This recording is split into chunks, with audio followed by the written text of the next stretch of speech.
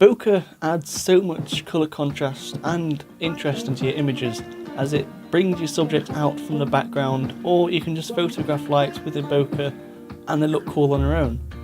But let's say you could make bokeh look even cooler. Let's add shape to it, let's add Christmas trees, let's turn presents, let's add stars. You can do more or less any shape. As long as it's not too complicated to cut out, you can do it. The way to do this is have some lights in your background.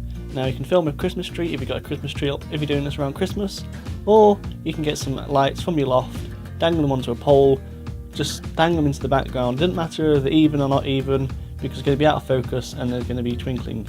LED lights for filming kind of do not always work. You have to get the right type because they can kind of flicker and they can kind of zebra, so normal bulbs are usually the best for this.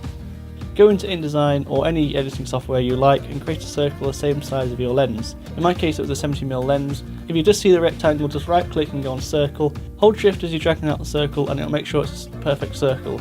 You'll see the measurements and basically make that the same size as your lens. Now it's time to draw the shape or go onto Google and get the shape whatever you want. I chose a Christmas tree, some stars and a present. The best shapes are anything with a symmetrical line because they'll always work out the best for if you're cutting that by hand. Now you need to put the shape as small as possible. I found making it about 5 times smaller than the actual circle is about right, so it's very small and very sits into the centre. If you've got a full frame camera it might be slightly different, but play around getting different shapes. The smaller you get it, usually the better it'll work.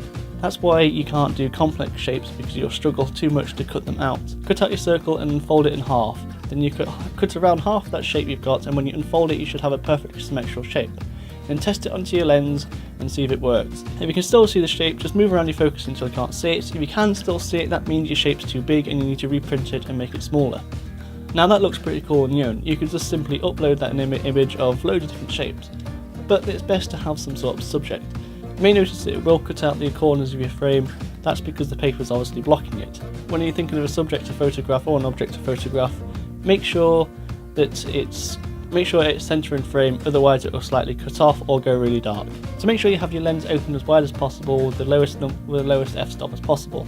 This will make sure that you can't see the paper that's in front of your lens, and it should allow you to take normal photos just with this on.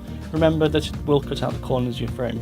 This is a good and simple tip just to make your bokeh look a lot nicer. Instead of just loads of circles, it still looks nice, but try adding shapes. Thank you for watching, and if you like the video, give it a like. If not, give it a dislike. If you want to see more, click that subscribe button and the bell button to be notified whenever I upload more videos.